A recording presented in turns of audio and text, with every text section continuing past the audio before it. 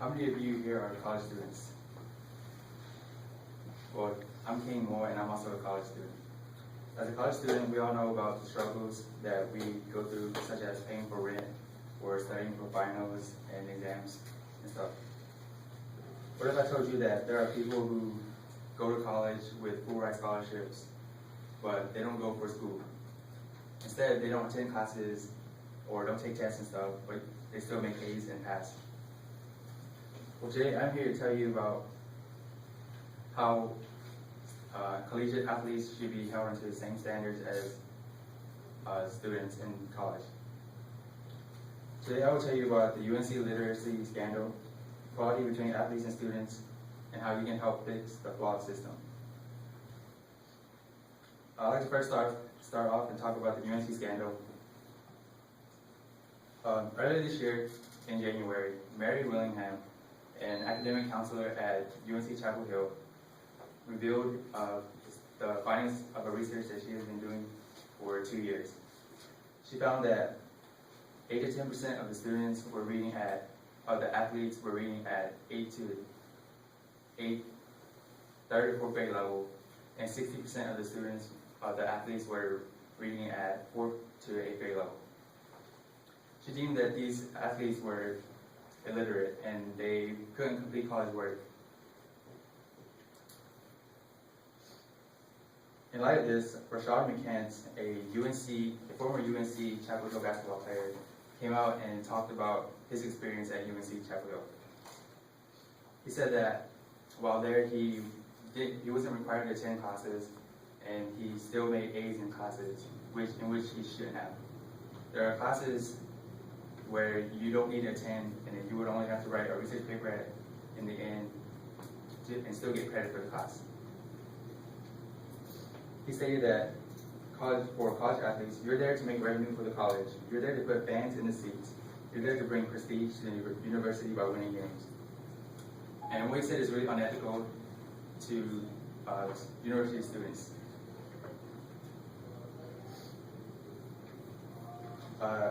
I just told you about the UNC scandal, and I'm going to tell you about athletes and student equality.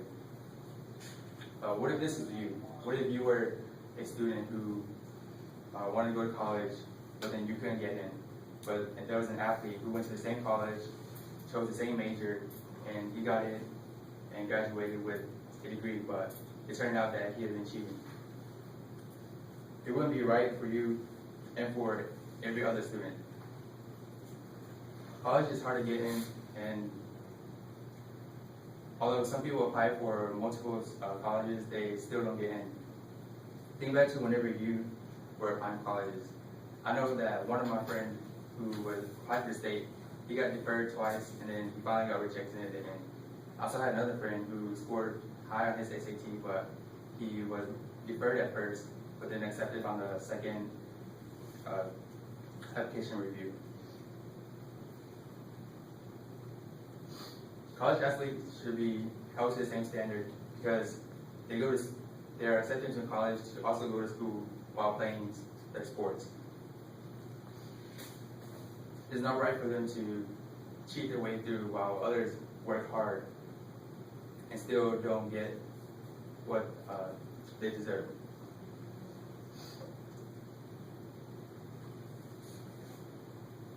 Now that I've told you about the athletes and student equality, I'll tell you about potential solutions to the problem. Of course, there are guidelines or criteria that the athletes must have, such as a certain GPA or take a certain number of hours to still play collegiately. But I feel that the rules are not strict enough for them. The coaches still find ways to bypass these rules and to get their athletes to stay eligible while not having to do any hard work in the classroom.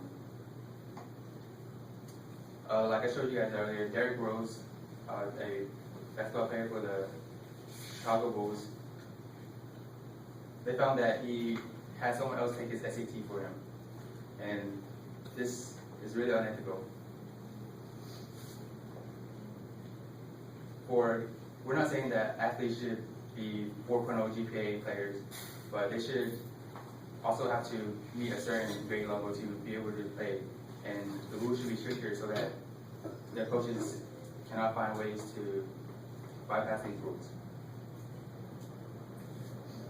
One way to solve this is to have the athletes undergo tests throughout the semester to make sure they're actually learning things in their class, and to have unbiased officials to watch over these people, because if you have staff members from the same school, they still want to keep the reputation for the school clean, and they're not going to admit anything that would hurt the school's reputation.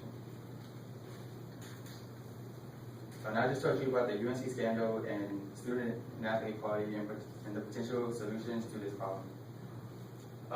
People say that life isn't fair, but I believe that education should be fair. Everyone should have the same opportunity, and people should not be allowed to cheat their way through.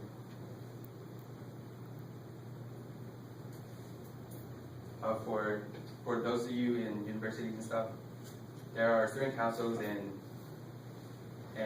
you could help change this by emailing maybe like the dean of your school or your student council principal or president, because your voice needs to be heard so that this can change.